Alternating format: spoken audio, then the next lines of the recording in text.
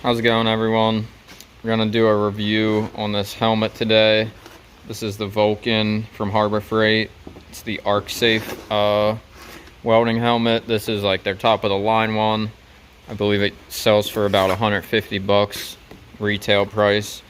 I think I got it for 120, maybe 130 with a coupon.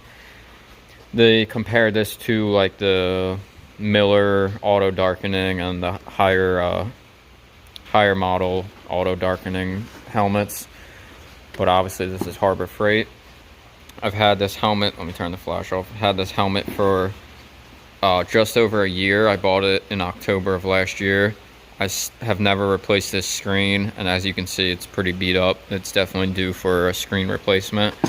It came with one outer shield, I believe, and it came with, I think, one or two inner screens as well.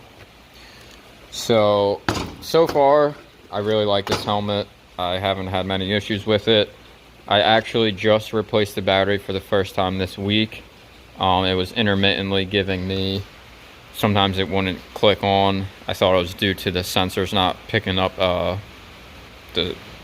the brightness of the weld or the grind, whatever it was. But it turns out the battery was starting to die. Occasionally I would see the low battery light blink at me.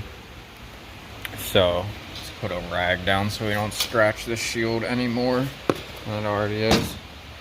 But you got obviously your delay time, your sensitivity, your shade, and then you have grind mode, weld mode, and then the different shades. The bottom setting is 5 through 8 and the top is 9 through 13.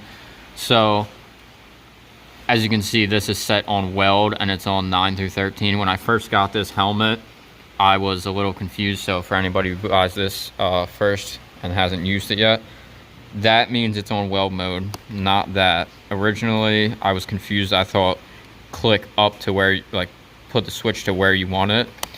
It's actually down is grind and up is weld. Same for over here. Down is the 9 through 13 and up is the 5 through 8. Originally when I got this, somehow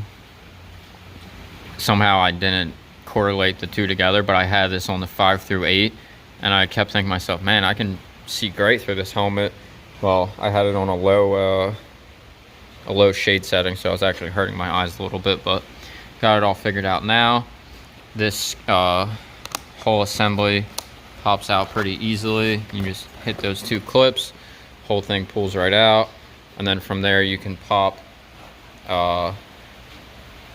this panel out from the housing like that. I'm not going to do it right now, but it's very easy to, and you actually have to do that in order to get to the battery.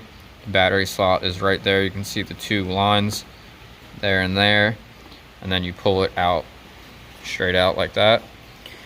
The one thing I don't like is that these switches are in here. Obviously it makes it simpler for them to produce and probably a lot cheaper, but I would prefer if it had just a button out on the side to switch to grind setting, because often what happens is I'll put this on grind setting when I have to do a good amount of grinding, and sometimes I don't like wearing glasses because the sparks will still hit you in your cheek and your lips and stuff. So I'll wear this, I'll put it in grind mode, and then I'll forget that it's in grind mode when I go to tack something, and I'll just completely blind myself. It's the only thing I dislike. And when you have it on your head and you flip it up, it's a little awkward to see and to position your hand up in there to switch the settings. It'd be nicer if it was on the side so you could just press a button. My friend has I think it's the ESOB Sentinel helmet, which is like double the price of this one, but settings are out on the outside, so it makes it a lot easier. But with that being said, for 150, 120 bucks, I think this helmet's definitely worth it. With any auto darkening, I would recommend, I'm guilty of not always following this rule, but I would recommend for that initial arc to always close your eyes.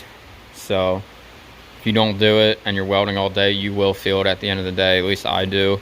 I know that when I weld for 5-6 hours plus, my eyelids are definitely heavy at the end of the day.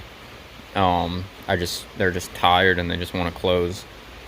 But this thing definitely does the job. I prefer this a lot over the typical cheap Chicago Electric helmet, and it's never failed me yet, besides when the battery died. So I would definitely recommend this helmet to anybody who's just a home user or light welding at work.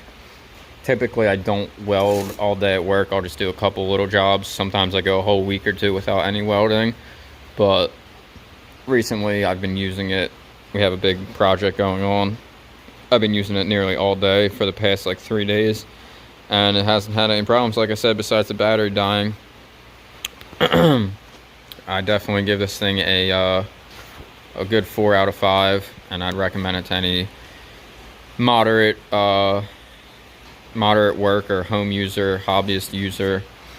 If you were obviously going to be doing welding as a profession, 8 hours a day, 5 days a week, I would say probably opt to get a better brand and better quality helmet, probably much better warranty as well. The ESOB probably comes with, I would imagine, at least a 3-year warranty, if I had to take a guess.